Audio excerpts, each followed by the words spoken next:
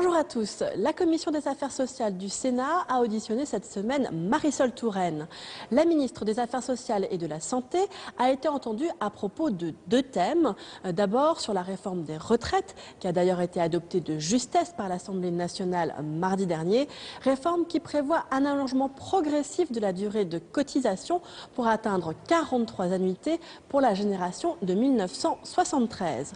Puis Michel Delaunay et Dominique Bertinotti ont rejoint Marisol Touraine. Les ministres délégués sont arrivés afin d'être auditionnés sur le projet de loi de financement de la sécurité sociale pour 2014. Mais d'abord, place aux retraites et retour à cette audition qui s'est déroulée en salle Clémenceau mercredi. Madame la Présidente, Mesdames, Messieurs les rapporteurs, Mesdames, Messieurs sénateurs, je vais aller assez vite ou dans ma présentation du projet de loi retraite, et je m'excuse par avance, les micros sont très bienvenus, je n'ai plus beaucoup de voix, mais j'espère que tout ira bien. Je vais essayer d'aller assez vite dans la présentation initiale. Ce texte a été débattu dans la presse, je ne parle évidemment pas de l'Assemblée nationale, dans la presse, et donc ces grandes articulations, ces grandes orientations sont connues. En revanche, vous pouvez souhaiter avoir des réactions ou des points de précision sur tel ou tel aspect que je n'identifierai pas nécessairement comme prioritaire à vos yeux. Pour commencer, je voudrais dire que ce projet de loi répond à un triple défi. Le défi financier, bien sûr, puisque le déficit prévisionnel en 2020 est de 20 milliards d'euros, tout régime confondu, y compris régime complémentaire, de 7 milliards et demi pour le régime général. Deuxième enjeu auquel il nous faut répondre, c'est un enjeu démographique temporaire, ciblé, identifié.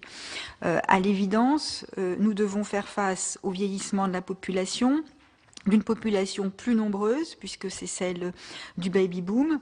Mais dans le même temps, je veux souligner que cette démarche démographique, ou ce critère démographique, doit aussi être appréhendé de façon positive, car contrairement à ce qui se passe dans d'autres pays, la vitalité démographique que nous connaissons nous permet de stabiliser la situation à partir de 2035, ce qui ne veut pas dire que la situation devienne facile ou simple nécessairement, mais cela veut dire que la dégradation des comptes est très marquée jusqu'en 2035, et à partir de 2035, elle se stabilise.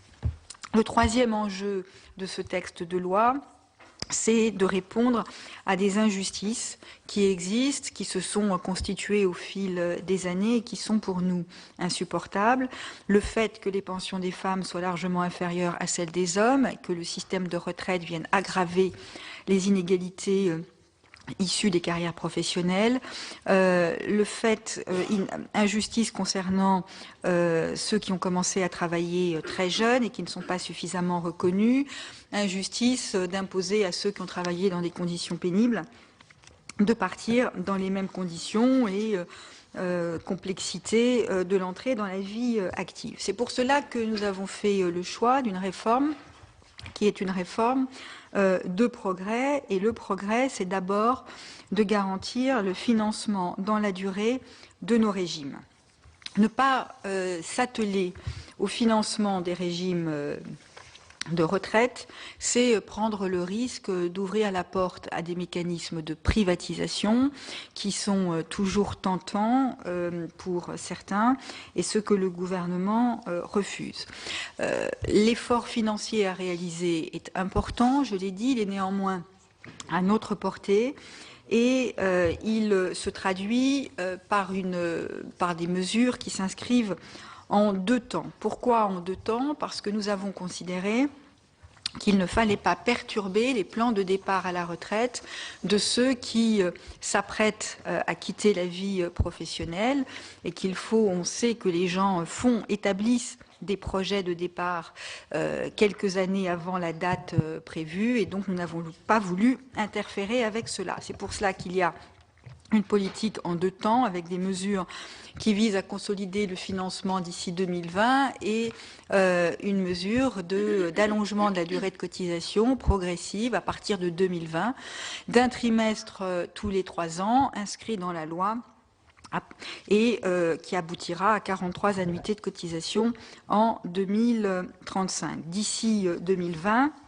vous le savez, nous avons fait le choix de l'augmentation des cotisations patronales et salariales progressives jusqu'en 2017 et une mise à contribution des retraités par un report de la revalorisation des retraites du 1er avril au 1er octobre 2014, ce qui est un effort réel mais ponctuel et qui n'aura lieu qu'une fois, et par ailleurs la fiscalisation des majorations versées aux retraités parents de 3 enfants et plus. Sur ce point, je ne doute pas que nous aurons des discussions, ou sur ces points, je ne doute pas que nous aurons des discussions. Je veux insister sur 2 principes qui nous ont guidés.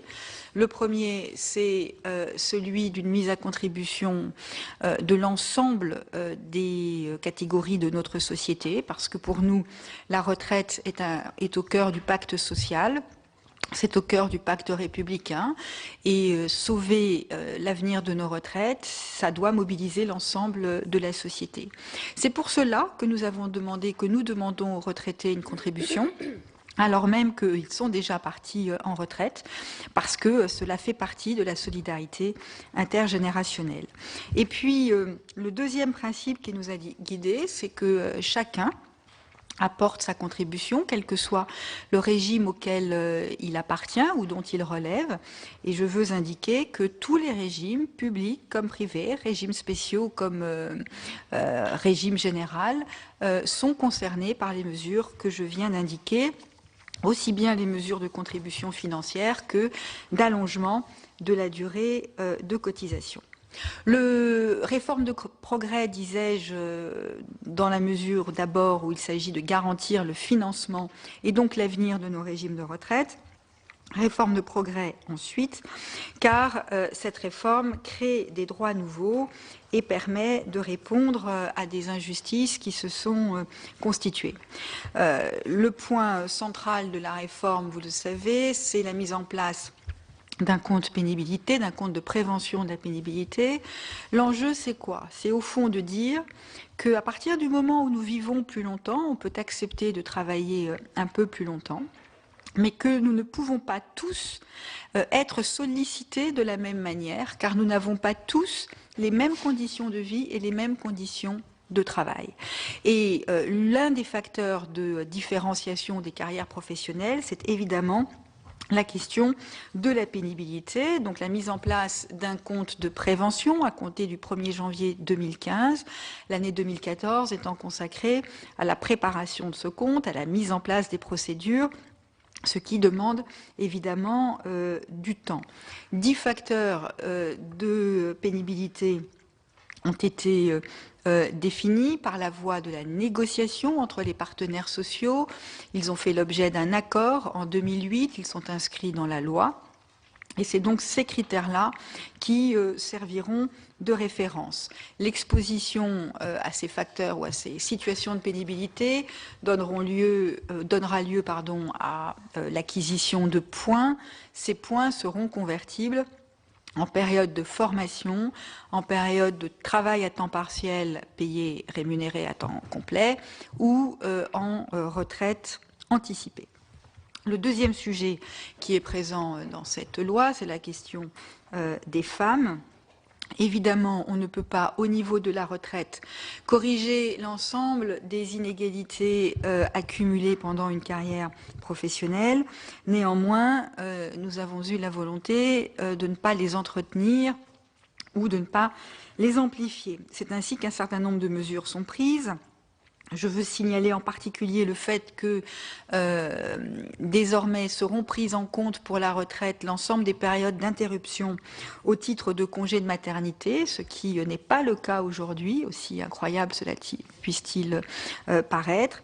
Et puis, Le deuxième facteur important, c'est une meilleure prise en compte du travail à temps partiel. Or, les femmes sont celles qui, à 80%, occupent les emplois à temps partiel. Et à partir donc de l'année prochaine, il faudra avoir 150 heures travaillées par trimestre pour pouvoir valider, enfin, heures SMIC, pour valider un trimestre, contre 200 heures aujourd'hui, ce qui concrètement veut dire qu'une personne, une femme, par exemple, qui travaille 12 heures par semaine, qui aujourd'hui ne peut pas, en travaillant 12 heures par semaine, valider un trimestre, le pourra avec cette réforme. Troisième prise en compte, troisième injustice à laquelle nous répondons, c'est la situation des jeunes qui sont confrontés à une entrée dans la vie active plus difficile, plus chaotique, plus heurtée. Nous prenons donc un certain nombre de mesures. D'abord, la prise en compte de l'ensemble des périodes d'apprentissage, ce qui n'est pas le cas aujourd'hui. Un cycle d'apprentissage dans sa globalité, ça concerne environ 400 000 personnes. Donc, en ce moment, à l'heure à laquelle nous parlons, si j'ose dire, il y a 400 000 jeunes qui sont dans une situation d'apprentissage sous une forme ou sous une autre et dont l'ensemble des périodes ne sont pas validées, elles le seront. D'autre part, nous avons mis en place un dispositif de soutien au rachat de trimestres correspondant à des études post-bac avec une aide significative de l'État. Par ailleurs, nous avons, dans le cadre du débat à l'Assemblée nationale, permis une meilleure prise en compte des stages, puisqu'il sera possible désormais de valider un trimestre de stage en contrepartie d'une contribution de 12,50 € par mois pendant 2 ans, ou de 25 € pendant 1 an, ce qui est significatif. Quatrième injustice à laquelle nous répondons dans ce texte, c'est celle des petites pensions, avec le relèvement du seuil de versement du minimum contributif, avec la prise en compte de l'ensemble des périodes de formation professionnelle pour atténuer les carrières précaires ou heurtées, et puis des mesures en direction des agriculteurs. Je terminerai en indiquant que nous avons aussi souhaité que ce texte mette en place un dispositif qui soit stabilisé dans la durée, plus simple et plus lisible. Stabilisé dans la durée, cela se traduit par l'instauration d'un système de pilotage qui sera réalisé par un comité de suivi qui sera chargé de faire des recommandations en cas de dérapage, soit financier, soit social, de nos régimes de retraite, financier si les déficits se creusent par exemple, social si on s'aperçoit que la retraite des femmes évolue de manière défavorable par rapport à celle des hommes, contrairement à ce que nous souhaitons. Je prends ces points à titre d'exemple. Comité de pilotage qui donc fera des recommandations au gouvernement, qui seront rendues publiques, mais le gouvernement gardera la maîtrise des décisions qu'il prendra pour faire face aux situations identifiées. Volonté de simplifier le système, puisque nous allons créer un compte-retraite unique qui sera accessible en ligne pour chaque Français, qui permettra au moment de la liquidation de demander sa pension avec une déclaration pré-remplie et qui permettra après la liquidation un paiement simplifié. Voilà, comme vous le savez, donc ça a été dit par Annie David tout à l'heure, votre présidente, le texte a été voté hier en première lecture à l'Assemblée nationale. L'examen doit commencer ici en séance publique le 28 octobre et c'est là un débat dont je ne doute pas qu'il va mobiliser les uns et les autres, mais c'est évidemment un débat important pour notre pays, pour l'avenir de notre système social. Merci Madame la Ministre pour cette présentation finalement complète de cette réforme. Je vais donner tout de suite la parole à nos deux rapporteurs, donc Christiane Demontes pour la Commission des Affaires sociales. Merci Madame la Présidente, merci Madame la Ministre. Si vous le permettez, je ne reviendrai pas sur le fond de cette réforme, mais au fur et à mesure des auditions que nous avons pu faire, tant au sein de la Commission des affaires sociales qu'en tant que rapporteur sur ce projet de loi, un certain nombre de points un petit peu plus précis ont attiré mon attention et je souhaitais vous interroger, Madame la Ministre, sur ces points. Premier point, je ne les donne pas forcément dans l'ordre des articles du projet de loi, vous m'en excuserez. Premier point qui concerne l'Agirc-Arrco et l'Ircantec, puisqu'il y a eu à l'Assemblée nationale un article 33 bis dans le texte qui a été voté à l'Assemblée nationale et qui modifie de manière substantielle la situation, puisque je développe très rapidement. Aujourd'hui, c'est le statut de l'établissement qui prévaut pour la prise en charge des cotisations retraite. Aujourd'hui, les établissements privés, les entreprises privées, c'est l'Agirc-Arrco pour les retraites complémentaires. Pour les établissements publics ou assimilés, c'est l'Ircantec. Le texte tel qu'il a été voté à l'Assemblée nationale change la méthode puisque c'est le statut du contrat de travail qui décidera de l'affiliation à l'Agirc-Arrco ou à l'Ircantec. Je précise, dans les établissements publics ou dans la fonction publique, il y a bien évidemment des fonctionnaires, mais il y a aussi des contractuels qui sont en CDI ou en CDD, qui peuvent être de droit public ou de droit privé. Ceux qui sont de droit public, pour l'instant, tout le monde est à l'Ircantec. Ceux qui sont de droit les contrats de droit public restent à l'Ircantec. Les contrats de droit privé seront basculés sur l'Agirc-Arrco. Donc, je veux savoir ce que vous en pensez, Madame la Ministre. Et en plus, on sait qu'il y en a des contractuels aujourd'hui qui enchaînent les CDD.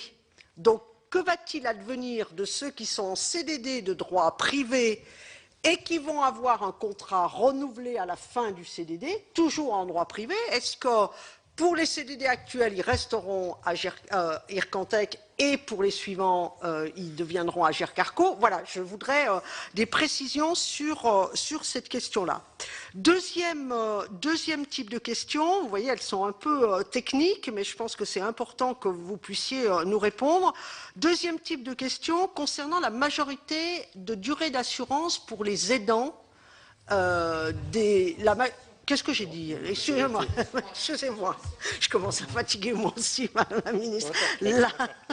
La majoration de la durée d'assurance pour les aidants. Aujourd'hui, il y a une majoration qui est prévue et qui donne droit à des trimestres, je ne rentre pas dans le détail, pour les personnes qui accompagnent un adulte handicapé. Qu'en sera-t-il du cumul éventuel de cette majoration pour durée d'assurance et surtout dans la validation des trimestres pour quelqu'un qui aurait accompagné, malheureusement ça peut être le cas, un enfant handicapé puis un adulte handicapé? Est-ce qu'il y a cumul ou pas de cette validation pour trimestre permettant d'être compté dans le système de retraite. Troisième question, vous l'avez évoqué, Madame la Ministre, sur la contribution des retraités à l'effort. Vous avez dit que les petites pensions seraient exemptées du passage du 1er avril au 1er octobre, du passage de la revalorisation du 1er avril au 1er octobre. À quel niveau situez-vous précisément les petites pensions? Voilà. Est-ce que c'est le minimum vieillesse? Est-ce que c'est le seuil de pauvreté? Je voudrais que vous puissiez nous donner des précisions. Et enfin, dernière question qui concerne le système d'information des futurs retraités. tout le monde est d'accord pour dire que le GIP Info Retraite a fait un bon travail. Alors, quand on dit le GIP Info Retraite, je reviens sur ce que disait le directeur et le président de la CNAF ce matin. Le GIP Info Retraite, c'est une petite structure, mais derrière, il y a un back-office, et c'est essentiellement la CNAV et la GIRC-ARCO qui ont travaillé et qui ont, permettez-moi l'expression, embarqué tous les autres régimes pour donner leurs informations. Donc, le travail a été fait. On voit bien que le nouveau GIP UISR marque une étape supplémentaire. Est-ce que vous pouvez nous dire comment il est envisagé que le passage de l'un à l'autre se fasse, dans quel délai?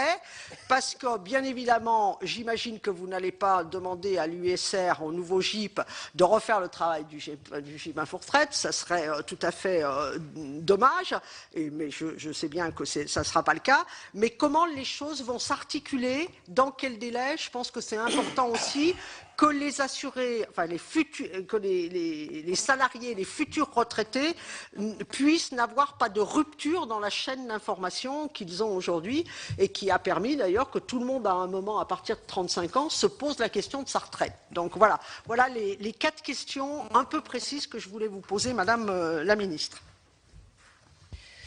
Merci. Est-ce que je donne la parole tout de suite à Madame la rapporteure également pour la délégation aux droits des femmes? Merci, Laurence. Merci Annie, merci Madame la Ministre, chers collègues.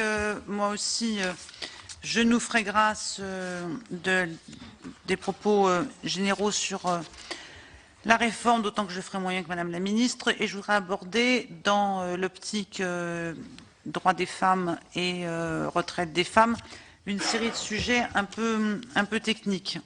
Alors, le premier concerne la question des droits familiaux, et en particulier celle de la majoration de 10% des pensions pour les familles ayant élevé 3 enfants.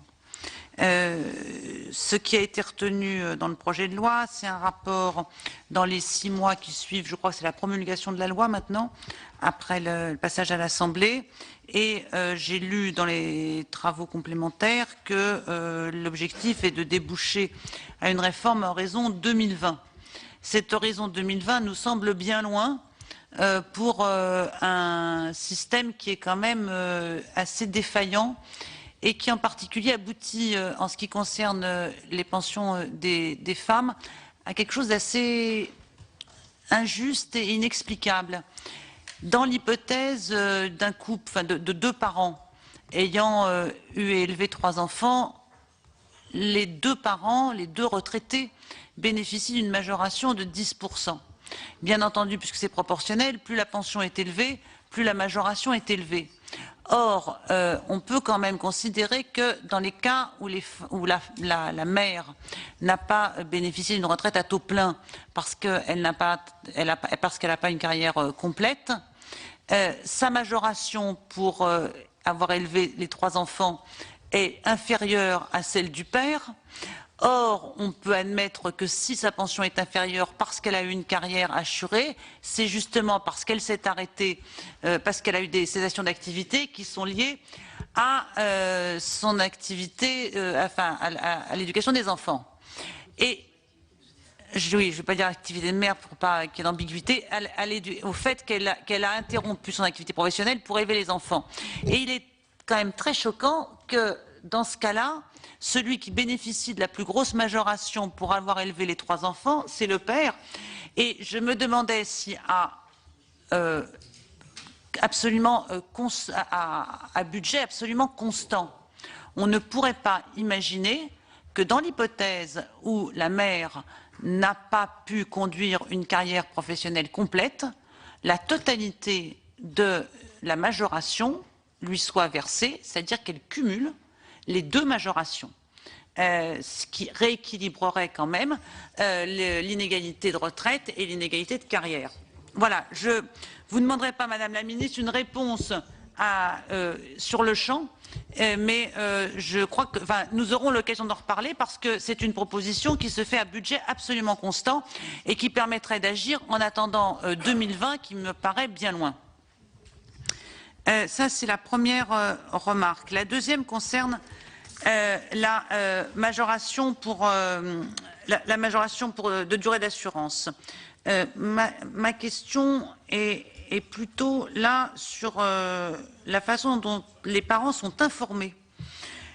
Dans le système nouveau, pour les enfants nés après 2004, les parents de 4 trimestres sont accordés à la mère et 4 trimestres sont au choix entre les 2 parents.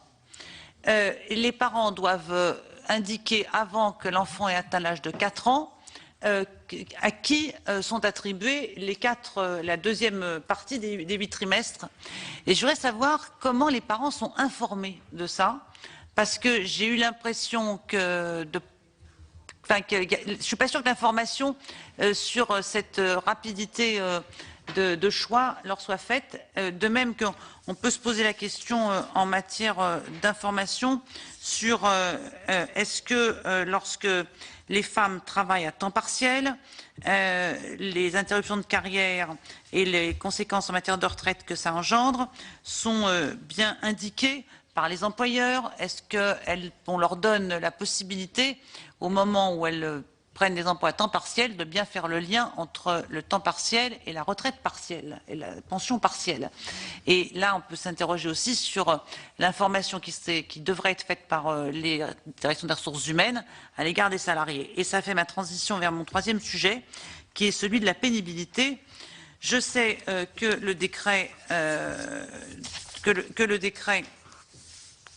qui définit le 41.21.5 du Code du travail, qui liste les critères de pénibilité est le résultat d'une discussion des partenaires sociaux, mais lui-même est adossé sur un article du Code 41.21.3.1 qui donne le cadre législatif qui permet ensuite la négociation et le décret.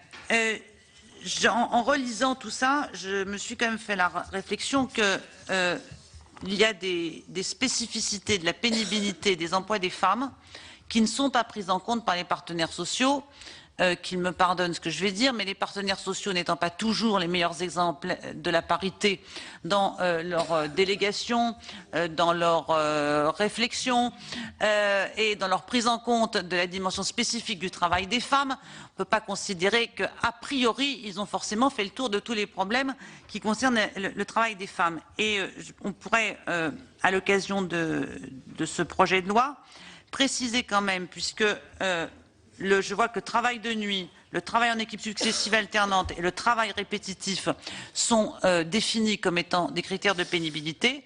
Il y a un autre type de travail qui, alors celui-là concerne essentiellement les femmes, qui est le temps partiel, qui laisse des plages horaires, des plages vacantes du double du temps de travail effectué. Et ce critère, c'est un critère de pénibilité réel, objectif, parce qu'il induit des vies explosées, des temps de trajet multiples.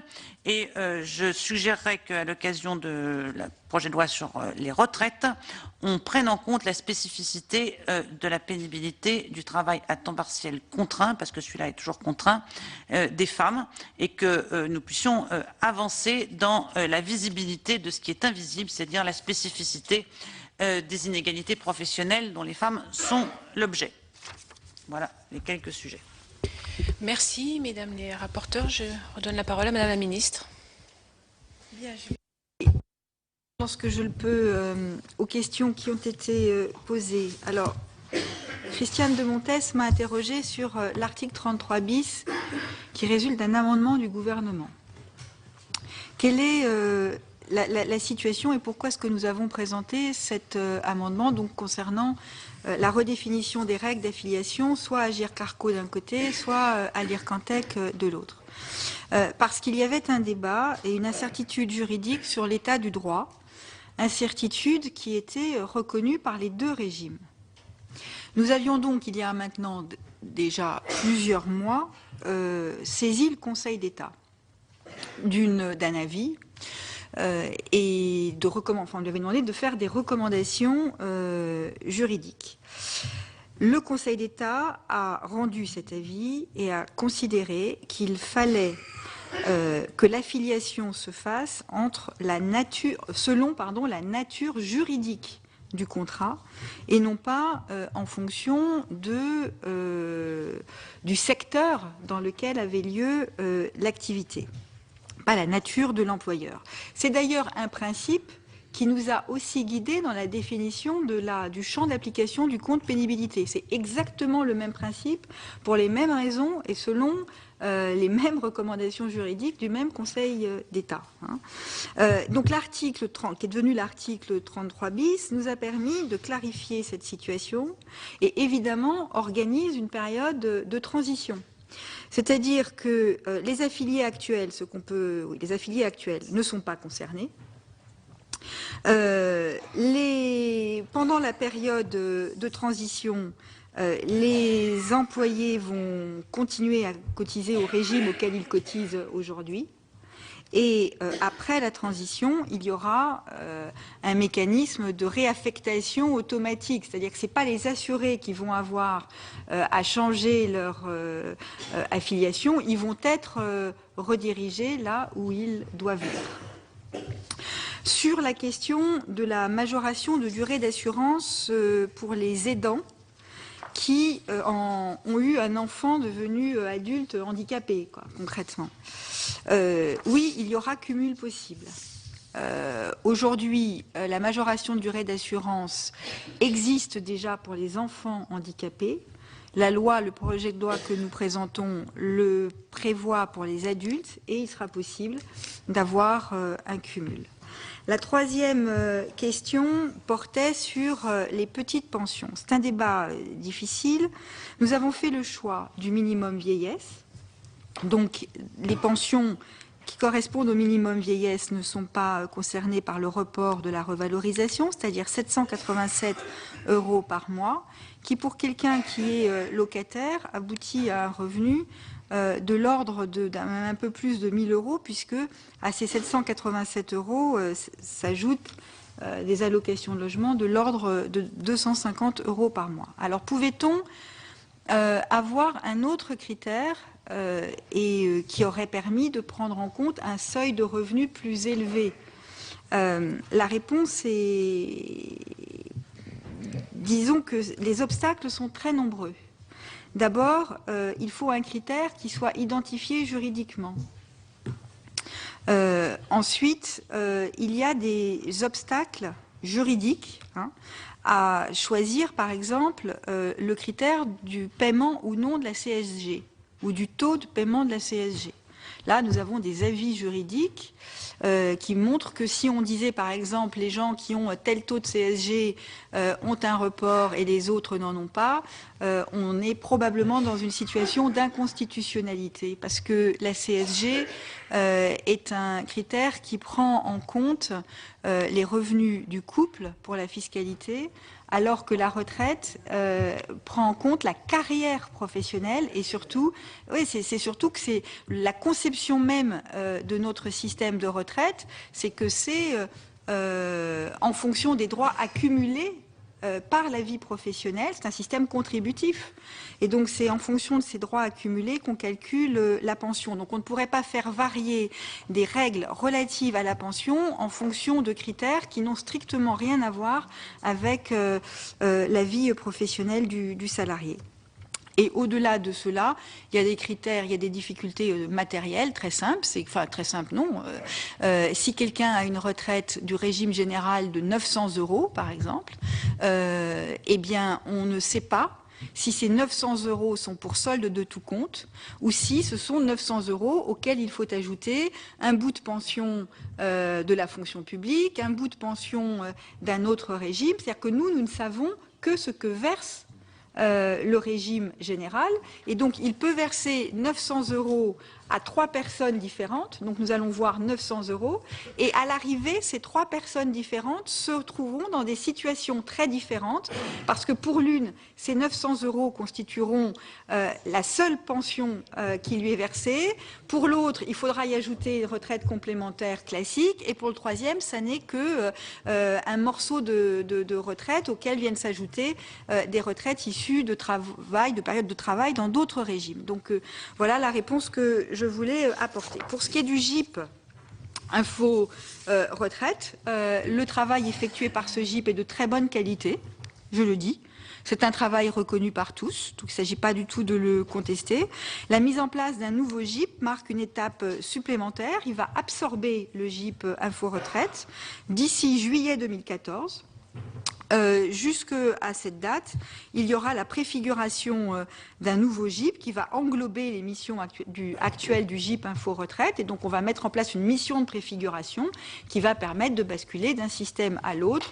On l'espère sans difficulté, mais il n'y a pas de raison qu'il y en ait, puisque au fond, on a le GIP Info Retraite et on construit quelque chose de plus large autour. Il ne s'agit pas du tout de substituer un système à un autre, de supprimer ce que fait aujourd'hui le GIP Info Retraite. Pour ce qui est des droits familiaux, nous avons cherché, oui, la question de Laurence Rossignol, nous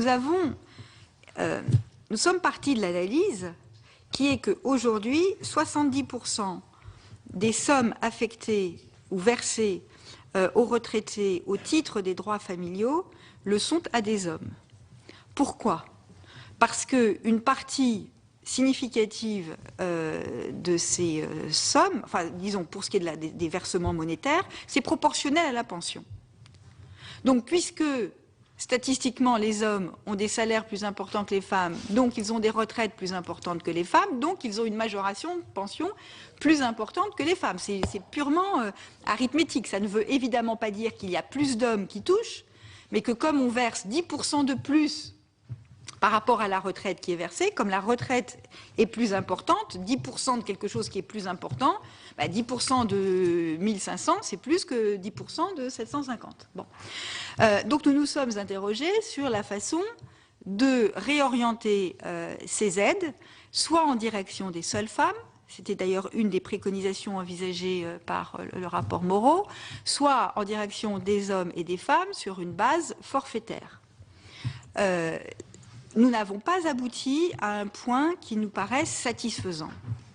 Et c'est pour cela que nous avons envisagé ou prévu qu'un rapport devrait être remis dans les mois qui viennent, dans 6 mois, pour une entrée en application 2020. Alors 2020, c'est par souci de cohérence par rapport à la date à laquelle va entrer en vigueur l'allongement de la durée de cotisation, tout simplement avec l'idée que quelqu'un qui part à la retraite dans 3-4 ans, il a commencé à se dire je vais avoir une majoration de pension pour 3 enfants de temps, et donc ça fait partie de ses projets de départ en retraite. Quelqu'un qui a une retraite de 2000 €, il sait qu'il va avoir 200 de plus. Si tout d'un coup on lui dit c'est pas 200 de plus, mais c'est X, par exemple 15 € par enfant, ça fait une certaine différence. Donc ça, c'est l'explication de la date.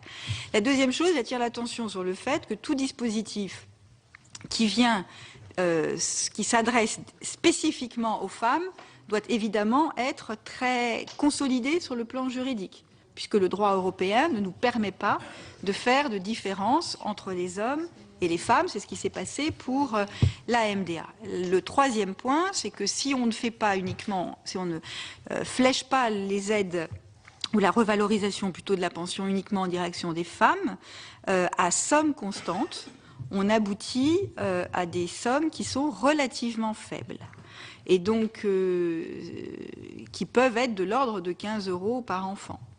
Donc, voilà, et à condition de le faire pour tous les enfants. Hein. L'idée, c'est de redistribuer. Aujourd'hui, les aides, elles vont, enfin, la majoration, parce que c'est pas une aide, la majoration, elle va aux parents de 3 enfants. Donc ce sur quoi nous avons travaillé, c'est réorienter ces majorations pour les parents dès le premier enfant. Si on fait une majoration forfaitaire uniquement pour les familles nombreuses, évidemment on a une aide plus importante, mais l'idée c'était de pouvoir toucher aussi des femmes qui ont eu 1 ou 2 enfants. Donc c'est autour de ces réflexions-là que nous devons travailler et avancer.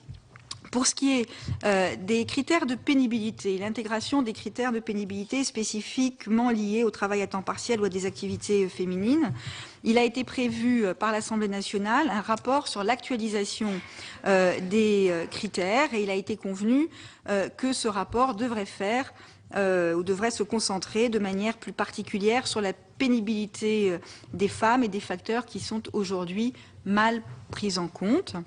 Enfin, pour ce qui est de l'information des parents sur le partage de la MDA, il n'y a pas de réponse à ce jour, puisque la situation ne se présentera pas avant fin 2014, puisque le choix étant fait à la fin de la 4e année et la réforme étant faite en 2010, il n'y a pas de choix à effectuer. Enfin, il n'y a pas eu encore de choix à effectuer. Donc aucun parent n'a été en situation d'être informé et il appartiendra aux différents régimes de retraite d'informer les parents selon des modalités qui restent à déterminer avant la fin de l'année 2014. Mais encore une fois, aucun parent aujourd'hui n'a été lésé puisque aucun parent n'est vraiment mis en situation de faire ce choix.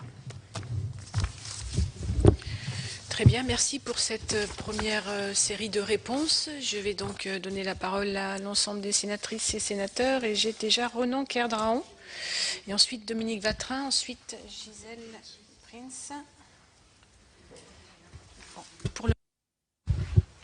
Ronan merci Madame la Présidente, merci Madame la Ministre.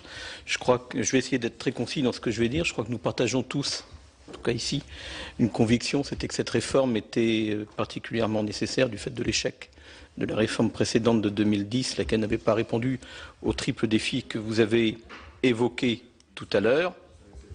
Et donc, je voudrais profiter de cette occasion pour saluer effectivement le courage du gouvernement pour définir enfin une réforme soutenable et durable. Alors, j'ai entendu également les réponses que vous avez apportées aux différents rapporteurs, qui vont effectivement aussi dans le sens de ce que je viens de déclarer. Mais je voudrais vous interroger sur deux éléments. Le premier, c'est l'allocation équivalent retraite.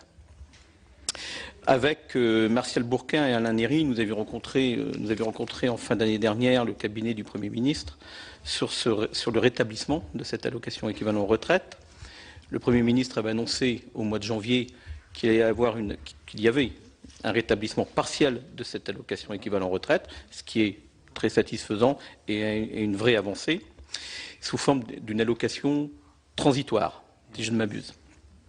Or, il apparaît que certains bénéficiaires potentiels des générations 52-53 qui remplissent les critères ne peuvent pas avoir accès à cette allocation de transition. Donc, qu'est-ce que le gouvernement peut faire éventuellement pour faire en sorte que les choses évoluent de manière positive?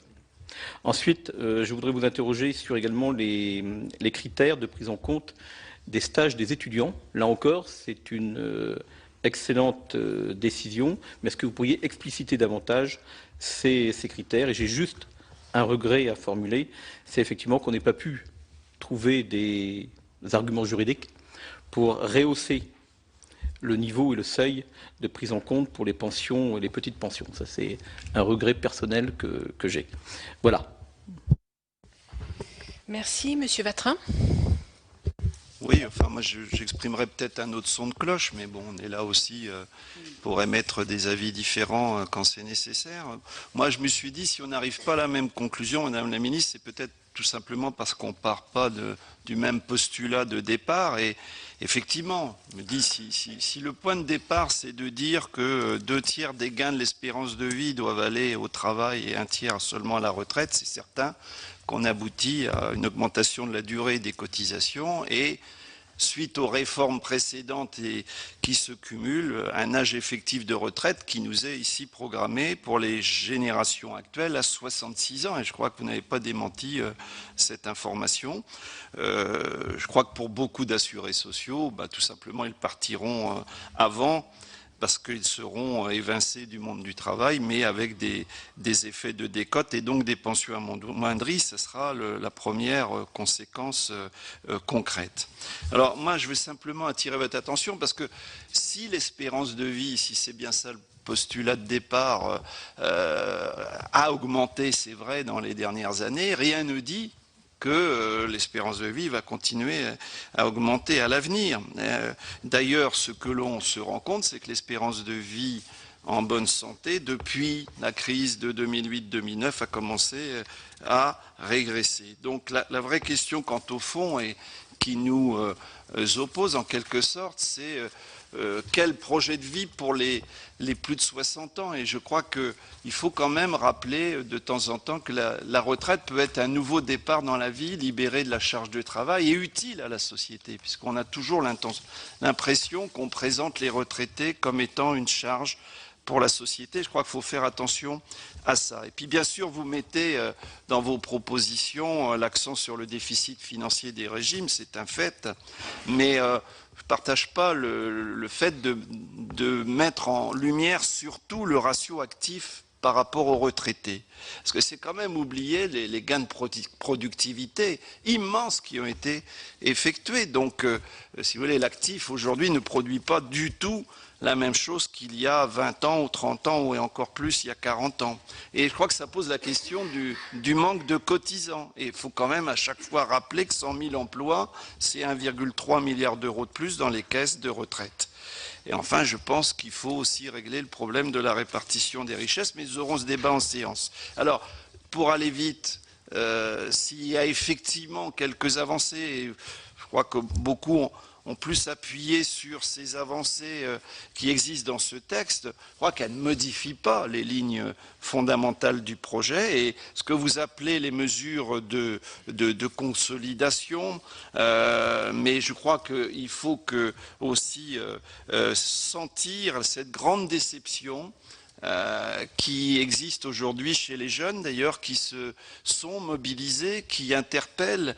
Et je voulais savoir, notamment par rapport aux années d'études, bon, les stages, il y a une avancée importante, mais sur les études, le fait de proposer aux personnes de racheter les études, ça n'est pas satisfaisant et c'est quand même quelque chose qui devrait nous interpeller. Je voudrais savoir si vous avez des réponses par rapport à ça. Merci. Gisèle Prince. Moi, j'aurais une petite question d'ordre pratique. Alors, j'aimerais savoir si l'état de grossesse est pris en compte pour la pénibilité. Voilà, c'est tout. Très bien. Claire-Lise Campion. Oui, Madame la Ministre, je voudrais consacrer mes propos aux personnes en situation de handicap et à leurs proches. S'il vous plaît, mes chers collègues, Claire-Lise Campion a la parole et elle peut la voir toute seule, ce serait bien. Merci Madame la Présidente. Je disais que je voulais consacrer mes quelques propos à ce qui concerne les personnes en situation de handicap et leurs proches, en relevant tout d'abord les mesures très positives qui nous sont proposées vis-à-vis des aidants, de ceux qui consacrent et qui décident de consacrer leur temps et une partie de leur vie à leurs proches en situation de handicap, qu'ils soient les enfants que nous avons évoqués tout à l'heure ou les adultes de la famille, et ces mesures qui permettent de mieux compenser les interruptions de carrière qui les concernent. Je voudrais également évoquer la question du bénéfice de la retraite anticipée des travailleurs handicapés pour saluer les améliorations qui sont apportées par l'article 23 du projet de loi que vous nous proposez, Madame la Ministre, remplaçant les deux critères qui existent, que sont le taux d'incapacité à 80% ou la fameuse RQTH, la reconnaissance de la qualité de travailleur handicapé, par le critère d'un taux d'incapacité à 50%, et en même temps saluer aussi l'amendement tel qu'il a été voté à l'Assemblée nationale, retardant la suppression du critère RQTH au 31 décembre 2015, ceci afin de ne pas pénaliser les personnes qui ont fait les démarches déjà nécessaires pour prendre leur retraite et qui, de ce fait, se seraient retrouvées lésées au moment de partir. Et avec également deux questions. Qu'en est-il des travailleurs qui n'ont pas demandé l'attribution d'un taux d'incapacité en temps utile et qui, de ce fait, ne sont pas en capacité de prouver un taux d'incapacité à 50%. Est-ce que vous pouvez nous apporter des éléments de réponse et notamment peut-être une ouverture vers d'autres modes de preuve de ce taux d'incapacité à 50%? Et une autre question attirant votre attention sur la condition de durée de cotisation en tant que travailleur handicapé qui parfois peut pénaliser des personnes soit qui souffrent d'un handicap lourd qui apparaît tardivement dans leur vie, ou d'un handicap qui se dégrade et qui s'amplifie en lien avec l'avancée en âge et qui ne peuvent donc bénéficier d'une retraite anticipée du fait de ne pas entrer dans les conditions de durée de cotisation. Il me semble que sur ce point, il serait nécessaire qu'il soit pris en compte et que nous puissions apporter des réponses à ces situations qui ne sont pas comprises. J'ai encore rencontré cet après-midi une personne non-voyante qui a été touchée par la cécité à l'âge de 40 ans et qui me disait ne pas pouvoir faire valoir les droits à cotisation qu'il a pu accumuler avant d'être touché par le handicap et en parallèle de ne pas être en capacité d'apporter un taux d'incapacité à 50% sur la durée en question. Voilà, à titre d'exemple très précis. Merci Madame la Ministre. Merci Madame Campion. Je n'ai plus d'autres inscrits, donc je vais redonner la parole à Madame la Ministre. Bien. Là encore, des questions de nature assez différentes. Le problème que Renan Cadraon a évoqué sur l'ATS et les difficultés qui semblent exister pour certaines générations ont amené à l'Assemblée nationale le vote d'un rapport qui sera remis dans les 3 mois, donc dans un délai très rapproché, pour 3 mois après la promulgation de la loi, qui doit nous permettre d'identifier le nombre de personnes concernées, les raisons pour lesquelles l'ATS ne leur est pas versée, et sur la base de ce rapport, des décisions utiles, enfin les décisions utiles seront prises. Pour ce qui est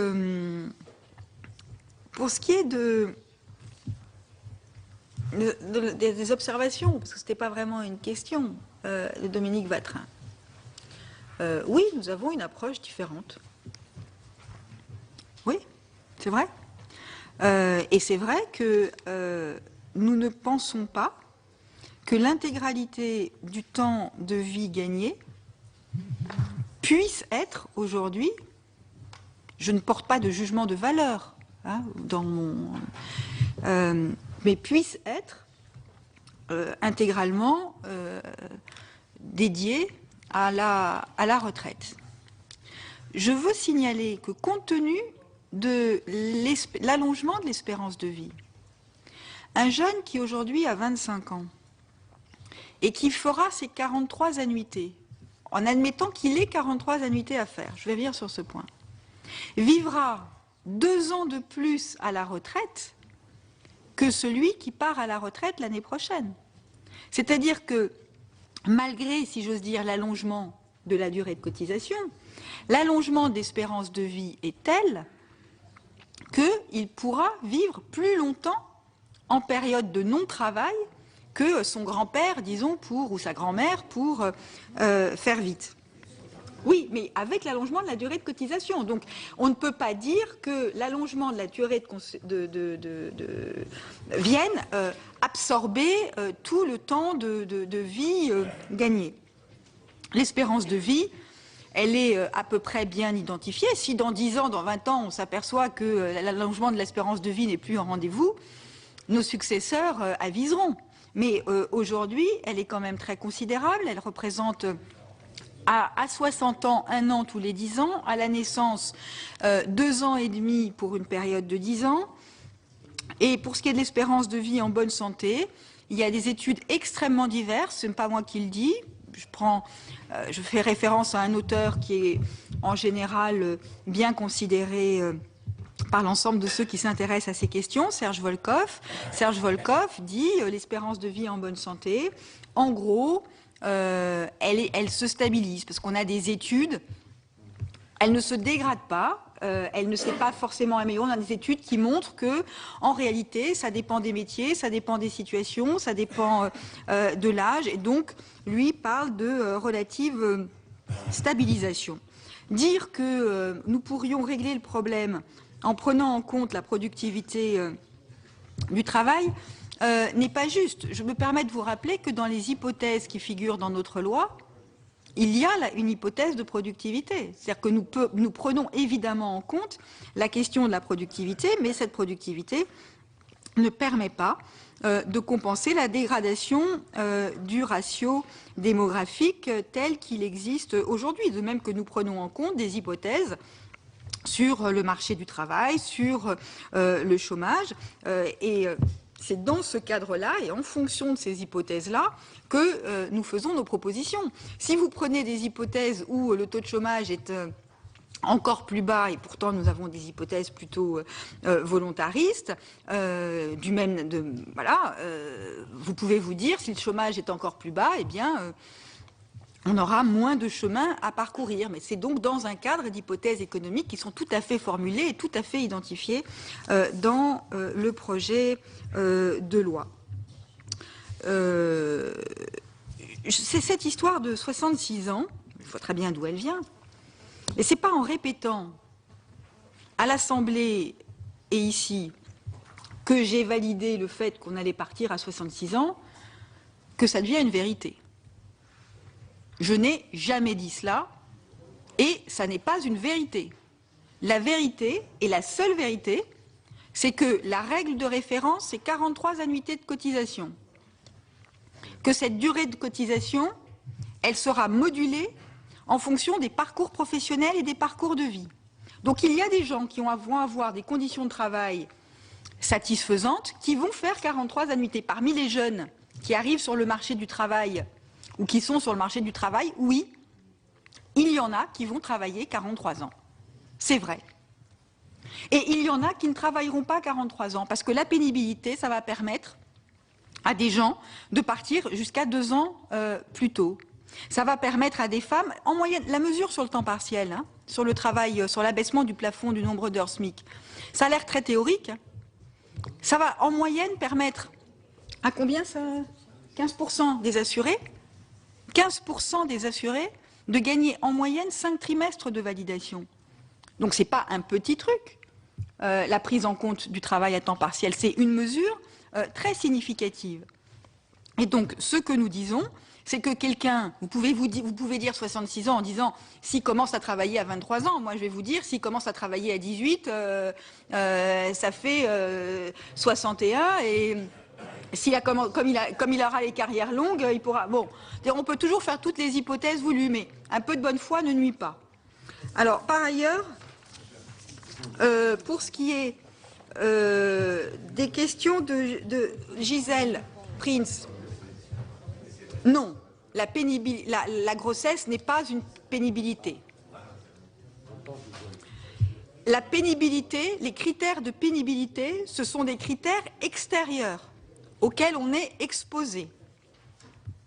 Et la grossesse est une période particulière de la vie qui peut amener d'ailleurs à demander des aménagements dans la vie professionnelle. Hein. C'est vrai que c'est une réalité, mais ça ne fait pas partie des 10 critères qui sont extérieurs et qui ont été identifiés.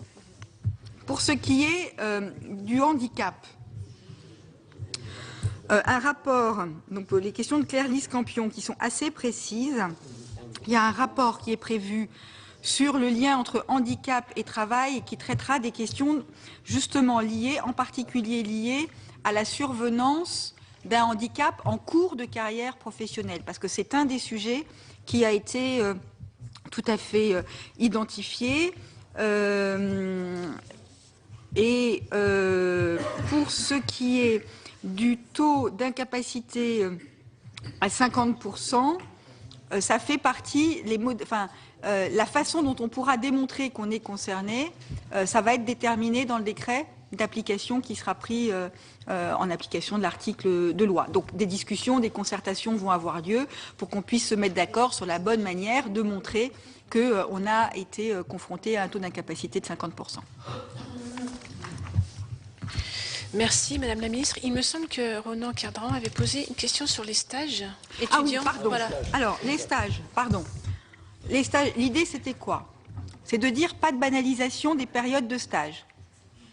Ce qui veut dire qu'on ne peut pas accepter de traiter les périodes de stage comme une période de travail normale, entre guillemets. ce qui nous a amené à écarter l'idée de la cotisation sur l'indemnité de stage perçue, 436 €. Deuxièmement, deuxième principe, nous avons considéré qu'on ne pouvait pas, ça me permet d'ailleurs de répondre à la question des études qui avait aussi été posée par Dominique Vatrin, pas de validation gratuite.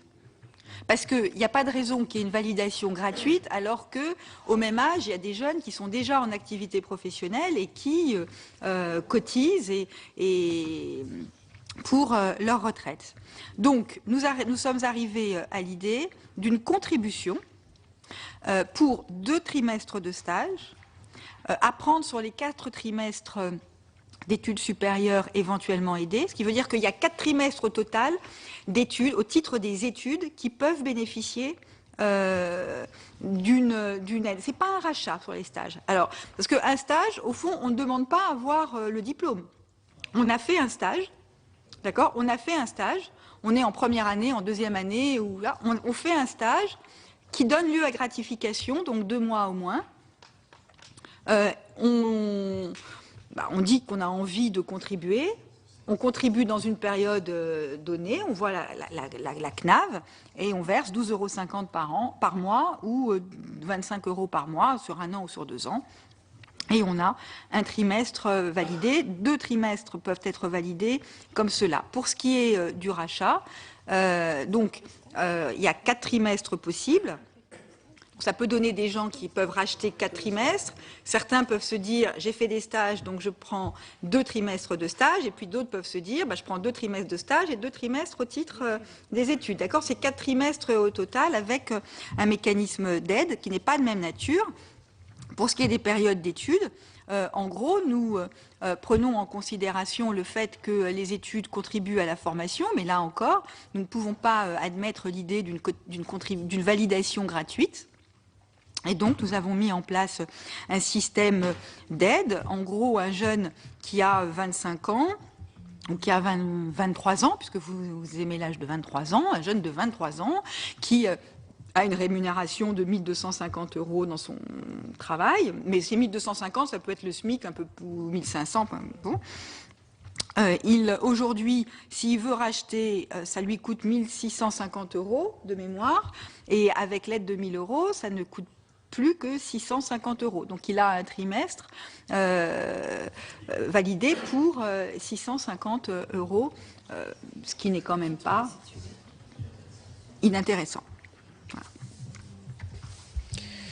Merci pour ces précisions. Je crois que l'ensemble des questions a été abordé sur la retraite.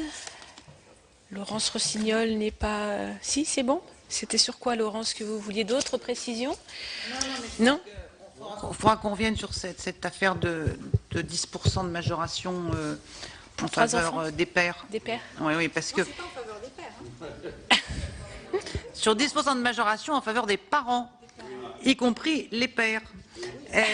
Et j'ai bien entendu les réponses qui avaient été faites, mais juste, on a un peu de temps, parce vous attendez les ministres délégués, j'imagine. Non, tu t'en vas. Mais si on prend un couple dans lequel le père a une pension égale à la moyenne des pensions pour hommes, c'est-à-dire 1 600 €, il a 160 € de majoration. La mère a la moyenne des pensions des femmes, 932 €, ce qui lui fait 93 €, on se fait grâce des 20 centimes. Le total des majorations perçues par la famille est de 253 €. Okay. Il serait quand même beaucoup plus juste, et ça ne changerait rien en termes d'équilibre des régimes de retraite, que ces 253 € soient versés à la mère. Ce qui a quelque intérêt, et oui, et soient versés à la mère dans la mesure, à condition qu'elle n'ait pas une pension à taux plein. À condition qu'elle n'ait pas une pension à taux plein. C'est la condition. S'ils ont tous les deux des pensions à taux plein, il n'y a pas à discuter. Mais que soit versé à la mère, d'autant plus que quand les couples vivent ensemble et font budget commun, c'est parfait si on peut dire, mais d'abord il y a des couples qui vivent ensemble mais qui ne font pas budget commun, et il y a des tas de couples, de plus en plus de couples qui ne vivent pas ensemble. Et voilà. C'est même les couples qui se séparent. Oui, c'est ce qu'ils ne vivent pas ensemble, entre autres parce qu'ils sont séparés. Et il serait quand même nettement plus juste d'attribuer cette majoration totalement à la mère. Et je me demande si on... Et j'entends bien l'argument qui a été employé par la ministre, c'est-à-dire qu'il y a une cohérence avec 2020, mais c'est des sujets qui sont totalement indépendants les uns des autres. Entre ce qui se passera en 2020 et cette affaire-là, il y a une indépendance totale. Et pourquoi attendre pour réparer les injustices? Je reviens sur ce point qui est important. Pourquoi attendre 2020? Aujourd'hui, un homme ou une femme qui a eu 3 enfants, qui part à la retraite en 2016 ou en 2018, peu importe, il demande quel va être son niveau de retraite, son niveau de pension, il s'adresse à sa caisse de retraite, et on lui dit, madame, monsieur, votre retraite, elle est de temps, vous avez combien d'enfants? Vous avez 3 enfants, vous aurez une majoration de 10%, donc votre retraite complète sera de temps. Si aujourd'hui on dit qu'entre en vigueur un mécanisme tout de suite différent, des gens qui ont prévu, qui vont partir à la retraite dans quelques années avec un montant X, vont se retrouver avec X moins quelque chose potentiellement. C'est la première chose. La deuxième chose, c'est que nous ne pouvons pas, j'insiste sur ce point-là, nous ne pouvons pas établir de critères différents entre les hommes et les femmes, sauf à les relier à la maternité. Donc dire ça va uniquement aux femmes si elles n'ont pas de carrière complète, il faudrait évidemment que ça veuille dire que la majoration va aux hommes en cas de carrière non complète. Mais à ce moment-là, si l'homme n'a pas de carrière complète et que la femme n'a pas de carrière complète, comment ça se passe? Je veux dire, les choses ne sont pas réglées pour autant. Et par ailleurs, j'ajoute que, y compris lorsqu'une femme a une carrière complète, elle peut avoir été pénalisée parce qu'elle a choisi un métier moins prenant, parce qu'elle a pu travailler à temps partiel, et le travail à temps partiel n'a rien à voir avec le fait d'avoir une carrière complète ou pas, pour pouvoir s'occuper des enfants, et donc elle se retrouverait pénalisée. Donc le critère de la carrière complète ne paraît pas être un critère qui réponde aux situations. Il y a un premier choix à faire qui est de savoir si les avantages familiaux doivent aller aux seules femmes ou aux hommes et aux femmes.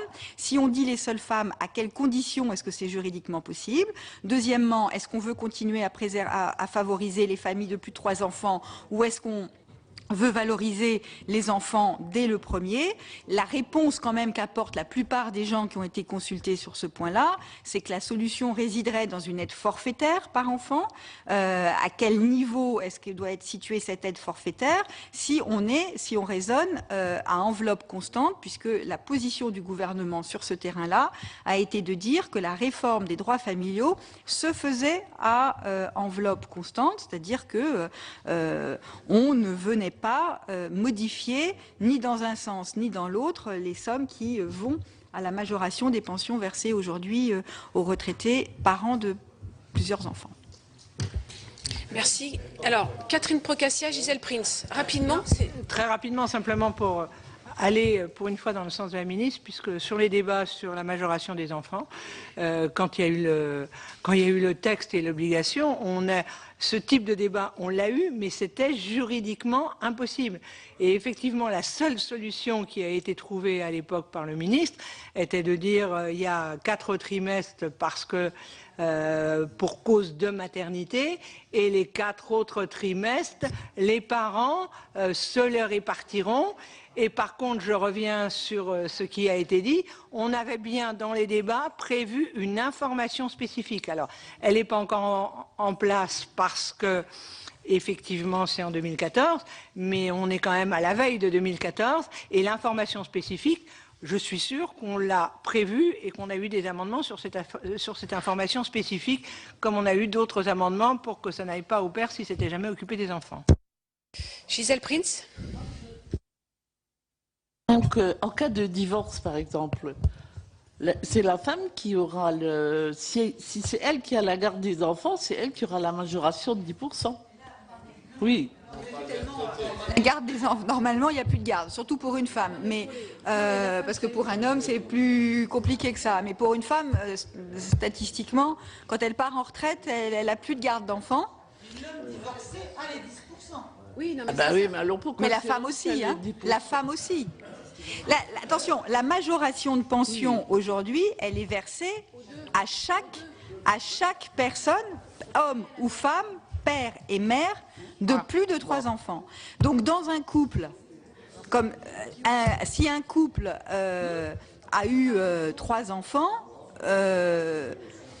s'il est ensemble, ben, le père et la mère auront une majoration de pension de 3 enfants. S'ils se séparent, par exemple, et que il y en a un qui reste avec 2 enfants et puis l'autre qui refait, voilà, et a un 3e enfant, ben là évidemment il y en a un qui a la majoration pour 3 enfants et l'autre qui ne l'a pas.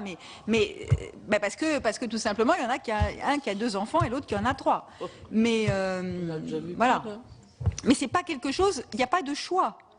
Hein, on ne demande pas de choisir. Le choix, il a lieu pour la durée d'assurance pour la MDA. Pas pareil. Pas pour la majoration.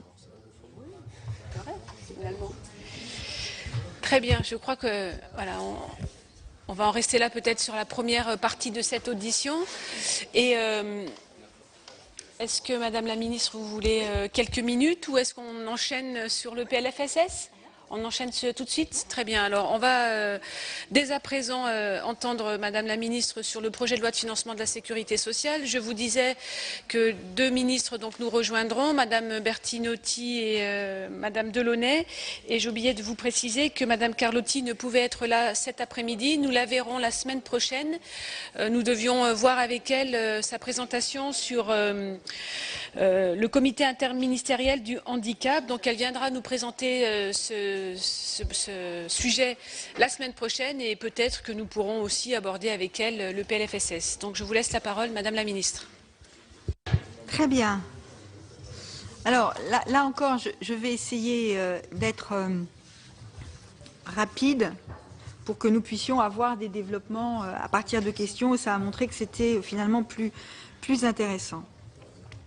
Le premier point que je veux souligner, c'est que les comptes sociaux sont en situation d'amélioration et de rétablissement. Lorsque nous sommes arrivés aux responsabilités, le déficit de la sécurité sociale et du régime et du Fonds Solidarité Vieillesse était de 21 milliards d'euros. Nous l'avons ramené à 17 milliards et demi en 2012, 16 milliards en 2013 et nous visons 12 milliards 8 en 2014. Je veux rappeler que face à cela, nous avons entre 2002 et 2012 un déficit social cumulé, régime général et Fonds de solidarité vieillesse, de 160 milliards d'euros, ce qui est une situation qui évidemment pèse, parce que ce déficit cumulé, il fait partie de la dette sociale. La loi de financement le projet de loi de financement de la sécurité sociale doit donc nous amener à consolider cet effort, je l'ai dit, 12 milliards 8, ce qui se traduit par des politiques de fonds structurels. Politique structurelle en matière de retraite, sur laquelle je ne reviens pas, mais je n'ai pas besoin d'expliquer, enfin on y reviendra sans doute en séance, mais j'imagine qu'il est clair pour tout le monde que la loi retraite a un impact sur les comptes sociaux dès 2014 et que donc la branche vieillesse de la sécurité sociale s'améliorera grâce aux mesures que nous prenons dans le cadre de la loi retraite. Pour ce qui est de la branche famille, Dominique Bertinotti pourra apporter des éclairages plus précis ou en tout cas répondra à vos questions. Mais cette loi de financement ce projet de loi décidément de financement de la sécurité sociale va permettre la mise en place, la mise en œuvre des mesures qui ont été annoncées en juin dernier. L'abaissement du plafond du quotient familial ne figure pas dans le PLFSS mais dans le projet de loi de finances. En revanche, les mesures qui ont été prises à la fois pour soutenir des familles modestes et pour financer des places de crèche sont budgétées dans le cadre de ce PLFSS. Je vous rappelle que ont été annoncées la création de 275 000 places d'accueil pour les enfants de moins de 3 ans, dont 100 000 places de crèche, et par ailleurs la modulation de la prestation d'accueil du jeune enfant, la revalorisation du complément familial pour les ménages modestes et l'uniformisation du montant du complément de libre choix d'activité. Donc nous avons là une branche famille qui va vers le rééquilibrage à partir des mesures qui ont fait l'objet de débats publics avant l'été, mais qui se concrétisent législativement parlant dans ce texte. Pour ce qui est de l'ONDAM médico-social, donc nous arrivons ensuite à la branche, disons à l'aspect santé au sens large, c'est-à-dire santé médico-sociale. Nous nous engageons dans le cadre d'une réforme volontariste. Je veux insister sur le fait que des économies importantes ont été réalisées en matière de santé l'année dernière. Nous avions prévu 2,5 milliards d'économies. Nous avons dépensé par ailleurs 500 millions de moins que ce qui avait été prévu, et ce, malgré un contexte sanitaire tendu en raison d'une grippe de forte intensité au début de l'année qui a pesé sur les comptes de l'assurance maladie. Nous étions l'année dernière à un objectif de dépenses en matière de santé de 2,7%. Nous inscrivons un objectif de dépenses de 2,4%, ce qui est extrêmement volontariste, 2,4% qui se décompose en 2,4% pour la médecine de ville, 2,3% pour l'hôpital, 3% pour le médico-social avec des aides complémentaires qui reviennent à 3,4%. Et puis, à la suite de la consultation de votre commission ainsi que de la commission des affaires sociales de l'Assemblée, nous avons décidé de créer un nouveau sous-objectif, le fonds d'intervention régional, qui doit permettre de répondre à des situations locales identifiées, en particulier en matière de santé publique, et qui, lui, aura une augmentation donc de 2,4%. Pour ce qui est donc du secteur médico-social, un effort sans précédent a été réalisé dès l'année dernière pour les personnes âgées et handicapées. Pour ce qui est des personnes handicapées, nous prévoyons dans le cadre de ces dépenses de financer la première annuité du plan autisme qui a été annoncé en avril dernier. Pour ce qui est des personnes âgées, 130 millions d'euros de crédits supplémentaires pour la médicalisation des EHPAD, des maisons de retraite, sont prévus. Et au-delà, vous le savez, le Premier ministre a annoncé qu'une loi d'orientation et de programmation pour adapter notre société au vieillissement de la population serait votée en 2014. Elle fera l'objet de concertations dès le mois de novembre qui vient avec les conseils généraux et les associations, en particulier d'établissements concernés. Cette loi d'orientation débouchera sur une politique en 2 temps. Le premier temps avec la mise en place de mesures dès le 1er janvier 2015 qui concerneront la prévention de la perte d'autonomie, l'adaptation et l'aménagement de l'environnement des personnes vieillissantes et l'amélioration de l'accompagnement des personnes perdant leur autonomie à domicile. Et la deuxième étape de la loi et du plan concernera l'amélioration de l'accompagnement des personnes en perte d'autonomie en établissement. Pour ce qui est de la santé au sens strict, un certain nombre de priorités sont affichées. J'ai eu l'occasion d'annoncer il y a quelques semaines une stratégie nationale de santé qui repose sur 3 piliers. La prévention, ce que j'ai appelé la révolution du premier recours, et la mise en place d'une nouvelle étape de démocratie sanitaire.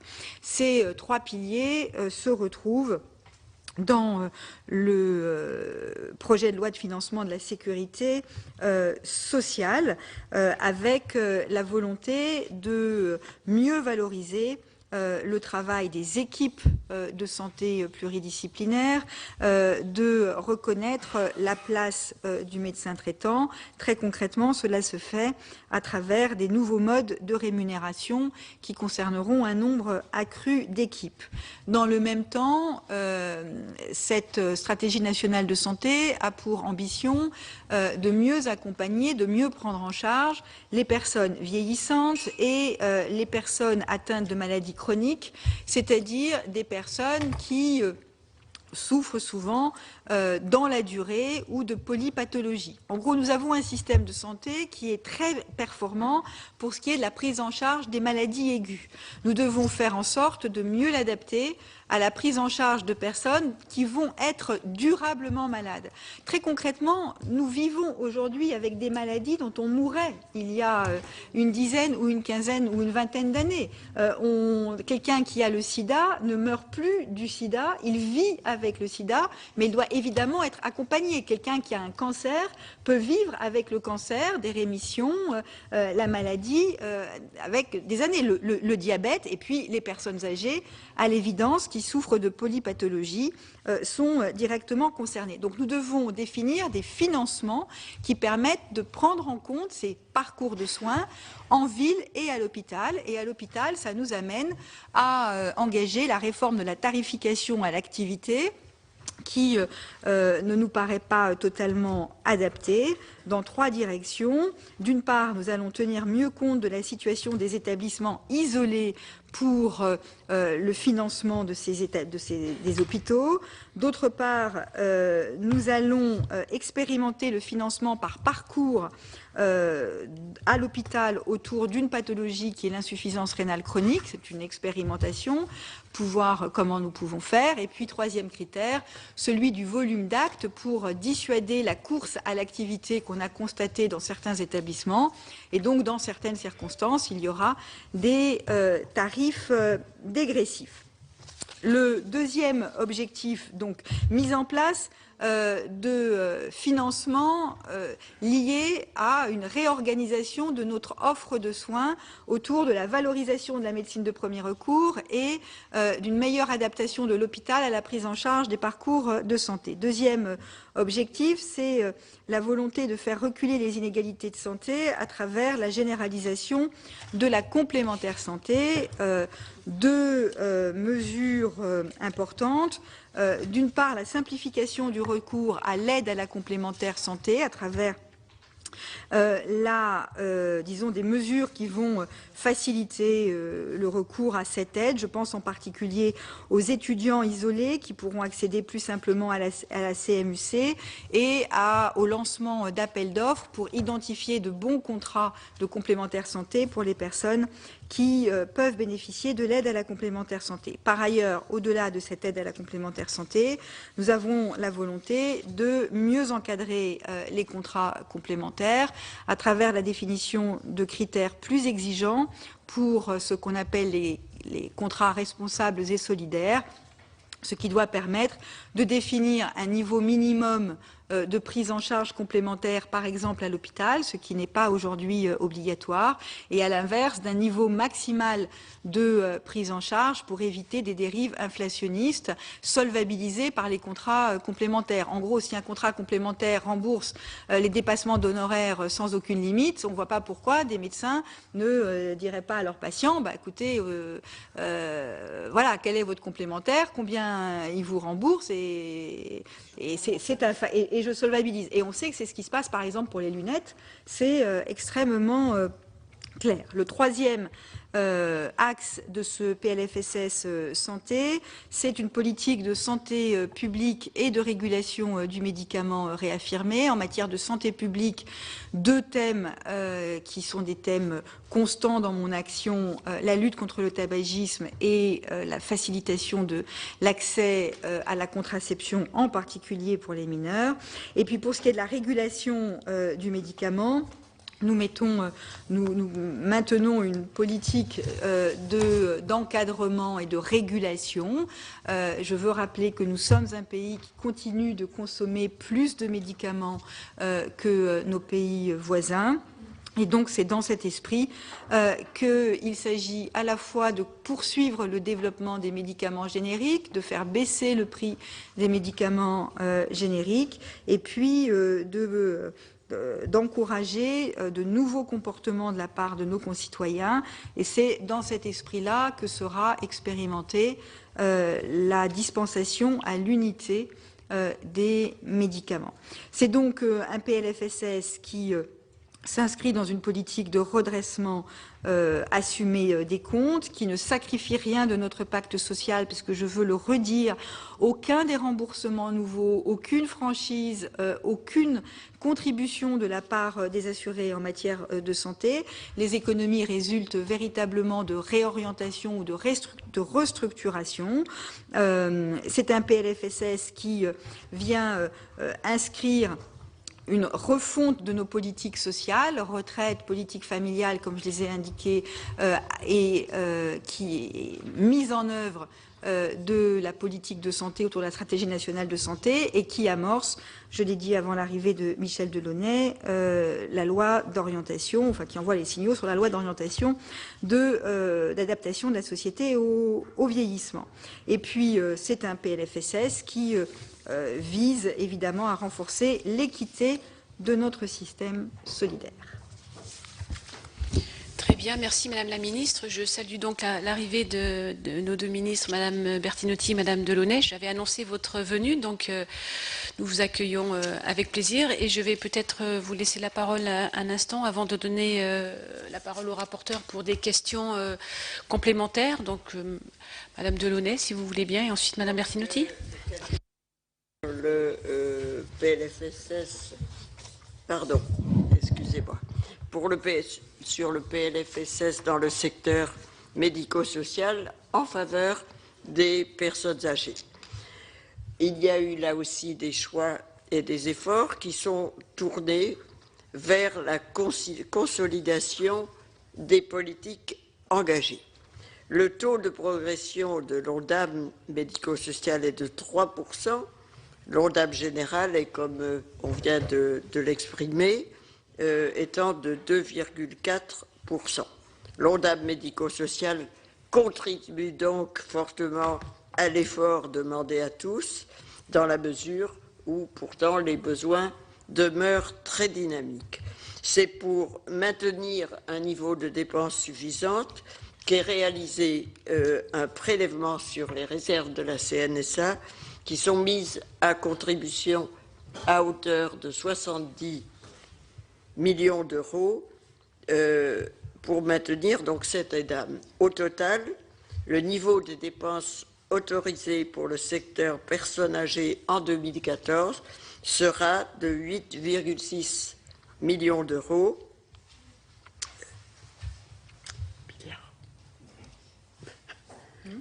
Sur un ONDAM total de 17,6.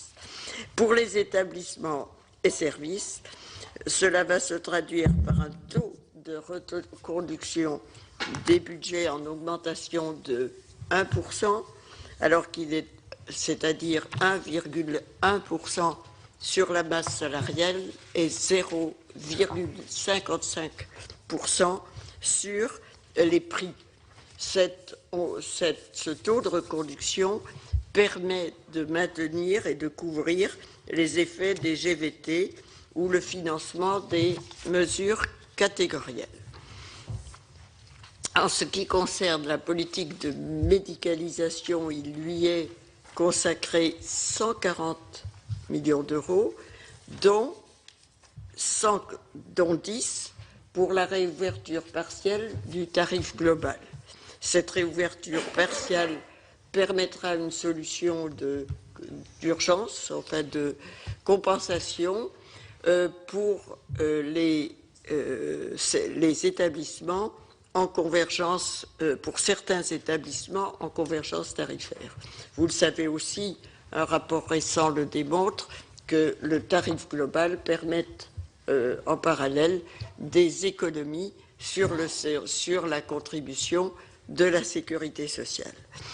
Enfin, comme s'y était engagé le président de la République, le plan Alzheimer est poursuivi et l'on évite l'effet de rupture sur les mesures arrivées à échéance.